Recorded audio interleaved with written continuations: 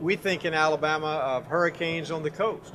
We didn't think that we would have 60 tornadoes to cross this state and destroy 6,400 square miles of territory. We right now have the greatest rebuilding effort in the state of Alabama since the Civil War. We had a pretty good idea that it was going to be bad and did not have any idea it was going to be as bad as it ended up being. I certainly expected to see destruction, places in the state that look like a nuclear bomb went off. You know, we had people that lost their houses, you know, and they're calling in and they're saying, I walked out of the storm cell and I don't have a house anymore. What am I supposed to do? It's very remorseful, and our prayers and thoughts are always with the families of the victims. You know, we've lost a tremendous amount of lives throughout the state due to these storms, and that always has to be at our forefront. That is our purpose. That has been our purpose from day one when the federal partners came in, is to do all we can to prevent that from ever happening again.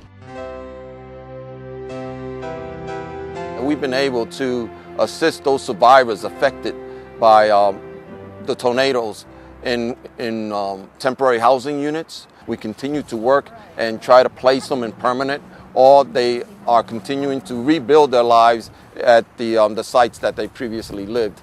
But again, we've provided rental assistance, we've provided grants to help them move on. So it's been a great effort. We were able to, through FEMA, you know, disperse over $70 million in individual assistance grants. We were able to process over $100 million in small business administration loans. That's phenomenal. Now, we've not seen that in Alabama in any of our recent disasters or any disasters in our past, that amount of SBA assistance given to the citizens. So we've met our initial priority, which is to meet the needs of the citizens. Having that presidential Operation Clean Sweep assisted us in removing the debris faster from those private properties, along with our partners like the Army Corps of Engineers, who did 50% of the removal. There were 9.6 million cubic yards of debris. It's been a tremendous effort by everybody in removing the debris, which is the first thing that we have to do in order to folks rebuild their lives, their homes again. We had 957 identified grids under the Clean Sweep program.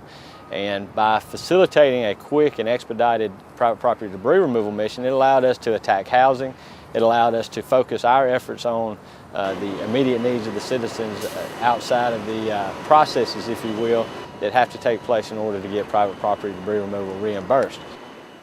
One of the things out of a tragedy like this is that the awareness increases, and there's an opportunity to inform and allow the rebuilding effort to be improved, better compliance with standards, increased techniques to help the structure survive, and so on. In this house, we have a system of redundancy. We're using metal devices, and we're using the wall sheathing with an increased nailing pattern to prevent overturning and uplift as well. As we move forward, that's the key. Build stronger and building safer.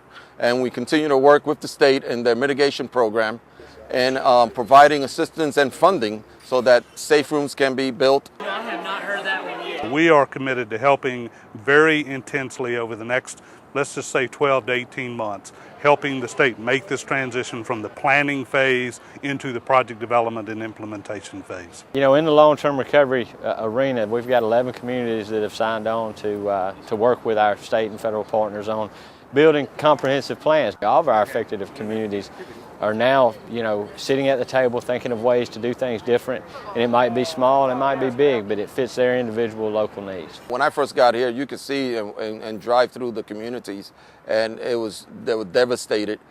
You can see the volunteers passing out food, passing out water, clothes. I mean, it's been a tremendous effort. Without the partnership of these faith-based and nonprofit organizations, we could not do our job. So it's been, I'm telling you, Alabama has done a great job. We're a hard-working people, and we know it's going to take hard work, but we've never shied away from that. We're not going to do it.